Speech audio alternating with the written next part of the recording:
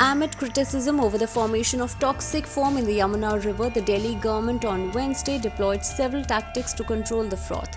According to the reports, the Delhi government used as many as 15 boats to remove the froth with the help of ropes. Besides, water was being sprinkled from the banks of Yamuna over the river to dissipate the toxic foam. A Delhi Jal Board employee was seen conducting the exercise. This comes after several pictures and videos showing devotees offering prayers in the Yamuna on the occasion of Chhath Puja, with foam floating on the surface of the river, had gone viral on social media sites.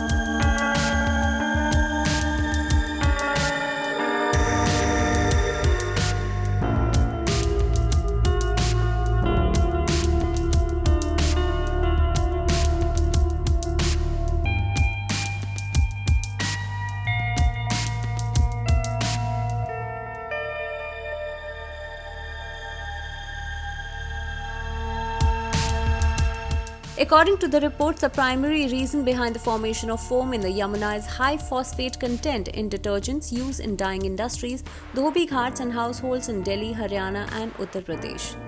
The poor quality of effluent discharged from common effluent treatment plants (CETPs) and sewage treatment plants (STPs) is another reason.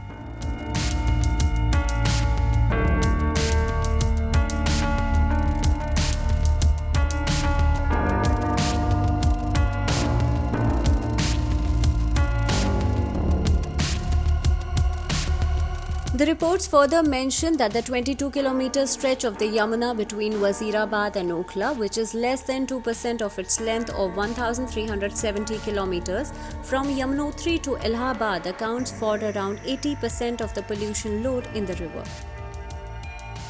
Last week, the DDMA, which is headed by LG Anil Baijal, passed directions allowing the public celebration of Chhath Puja at designated areas, which exclude any site on the banks of the Yamuna.